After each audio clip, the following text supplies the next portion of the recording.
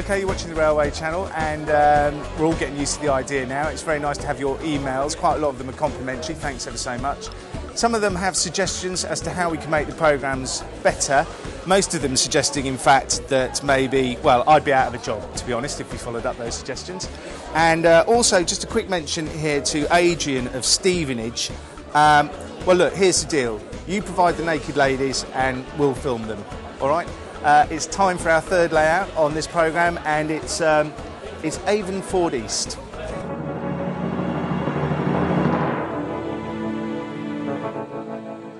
Michael, it's your layout, but you're here under club colours, aren't you? That's right, yeah. Avon Ford East. It's nice, it's lovely. Dockside. Yep. What period are we talking here? Right at the very beginning of the 60s, 60, 61, 62, something like that. End of steam.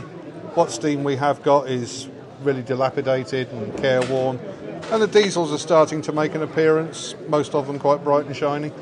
Okay, it's a bit down at hills, isn't it? The railway itself. It is. It portrays a dockside halt, which was on a line to a tourist beach. That part of the line has been closed. This part will be closed shortly due to lack of traffic. Okay, dockside crane, that's the feature, I have to say, Michael, that caught my eye here. Very nice, working, which is good. Just talk us through it. Where's it come from and how does it work? Well, the crane itself is a composite of two Dapol models, kits that you can buy quite readily, formerly Airfix. I always wanted a dockside layout, being a mariner myself, and I wanted the dockside features to be right, so I wanted the crane to work. That's about the fourth incarnation. It has two motors inside the cab assembly for the hoist and the luff, and then mounted underneath the platform there's a crane for the motor for the slewing functions. Well, it's a charming layout. Where does it go from here, Michael? Well, the plan is ultimately that I will put a third board on the far end, and the board at the far end will have a 80-foot graving dock, a dry dock in there, with a trawler being dry docked, and some more lines running down the side. The industry at the far end of the layout is a ship repairers, and that's where the dry dock fits in.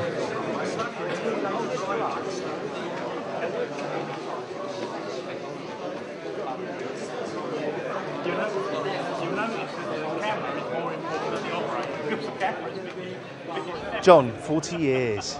40 years. What? Tell me the changes you've seen in the club in that time. Well, we started off with probably about 30 members at the outset who joined, and we've had a varied career really as far as premises are concerned. That's always a problem. What are some of the premises that you've had then? Well, we started in an upper room at Oxford's Hotel in Ipswich. We had several meetings there before we found a suitable room. The meetings we had then, of course, were just general railway interest meetings. And we found a very small place behind the Silver Lake restaurant in 4th Street.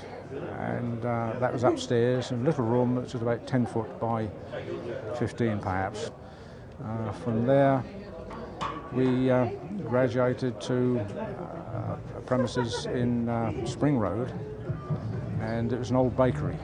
An old bakery? You did an old church as well, didn't you, for a while? Yes, after at least two further moves after that, we finished up in St Peter's Church, which was a redundant church, and we rented that, the actual church nave itself, and the vestry. Richard, after a very nomadic existence then, the club's, found some stability, hasn't it? Oh yes. We had a benefactor in our president who loaned us the money to purchase where we are now, so we now own our own premises. I think we've got about 2 years to go before we finally paid him off of his loan. Actually, you're a bit greedy, you lot here, aren't you? You don't just have the one exhibition a year, do you? You have two. We have another one in November, which is held at the Coppleston Centre, which isn't far away from here, which is our main exhibition, which would probably be 3 times the size of this, I would suggest, in the number of layouts and exhibit and traders.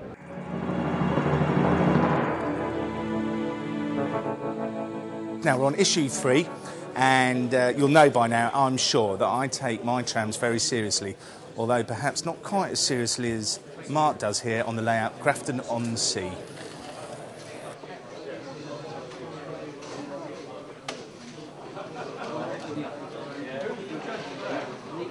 Where's the inspiration for this?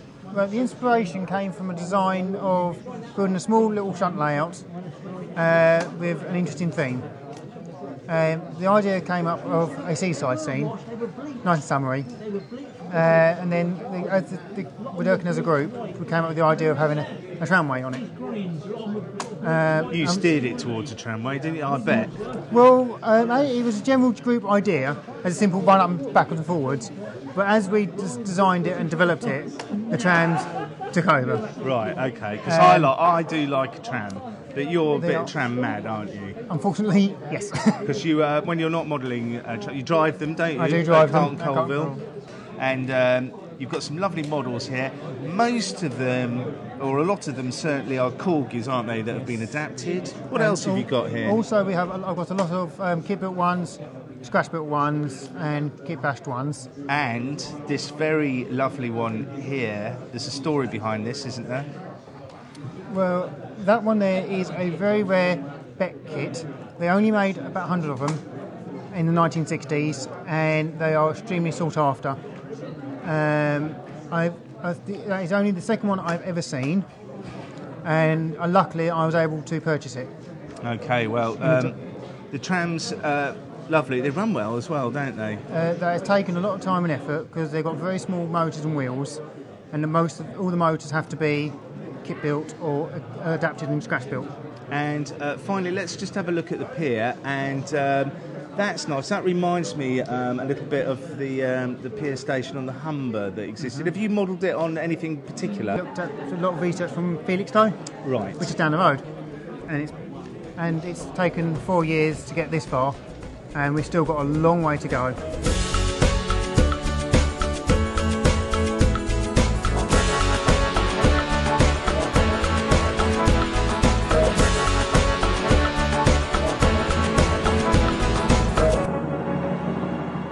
There we are, Grafton-on-Sea. It's always the way, isn't it? You get a nice pier tramway, and well, at the same exhibition there's another one. It's Warmington Pier Tramway, and it's the pier tramway of Dave and Barbara.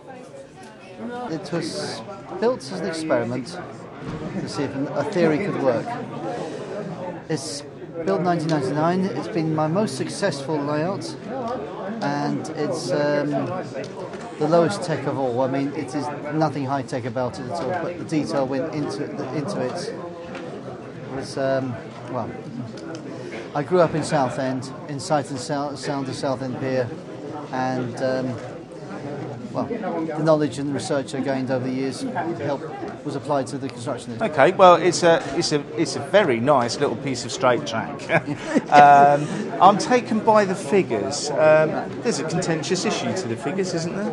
Yes, it's the German manufacturer. They're quite expensive, and they're catalogued as 1900s figures. And I was pulled up at an exhibition by somebody who said they're not just 1900s figures, they are British Edwardian costume figures. And particularly at the flower cellar that can be seen in the crowd at the pier head there, definitely Cockney based. So this was a lady, wasn't it? And, yes. And she was probably quite well qualified to comment. She was actually one of the wardrobe mistresses or wardrobe staff for the Royal Shakespeare Company at the when it was at the Barbican in London. So we can presume she probably knows this stuff. Yes. The tram car itself, where's that come from? The model itself is derived from Bachmann San Francisco cable car, and it's been effectively anglicised by removal of the roof boards, the advert boards, the panels and the bells, and repainting a fairly conservative Edwardian livery. I quite like the way you've used a very simple powering system, haven't you? I mean, yes. It doesn't need anything more than that, but you've incorporated it quite well into the layout. Yeah. Well, what it was is normally you'd solder your wires into the track, and there's no visible means of power connection. Being an Edwardian tram that did it at low cost, I decided to use the standard Hornby track adapter, except make a feature of it, and hence the lettering danger electricity, which seems quite appropriate for the time. It reminds me of an electrical switch cupboard I saw once on Southend Pier, which had the sign "Danger, this railway is alive with electricity," and that was in the 1970s. So. Alive with the magical electricery. That's it. Richard, Hello there. what's it called? This is a lower finesse. And when it gets better? It will be upper finesse. Lovely. And what's the philosophy behind this railway? It's very, very mixed. I like to think of it as a photograph that moves occasionally. It's based on thinkings of John Ahern, Colonel Stevens, who provided the prototype, and also the work done by Pendham Museum, who go for very, very finely detailed railway layout. So having seen that, I thought this is what I would like to do for myself. Okay, and describe what we have here then. This is a freelance light railway terminus. It's a railway that was built very, very cheaply in the first place to serve very outlying communities that other railways wouldn't have touched. It's very important for those communities to have had this kind of railway, but after the 1920s, 1930s, they tended to die out as a motor lorry and car, which are portrayed on the layout, tend to come more into popularity. I'm taken by the petrol station. Yeah, it's very much John Ahern. On his layouts, he tended to specialise in those as kind of trademark thing. So I decided to scratch build my own. Everything there, apart from the figure standing up in the car, is pretty much scratch built. There we go, it's the end of another show. And many thanks to everyone at the Ipswich Railway Modellers Association for making us feel so welcome at their summer show. And as I stand idly by and watch these men struggling to dismantle their layout, I bid you farewell until the next weekend return.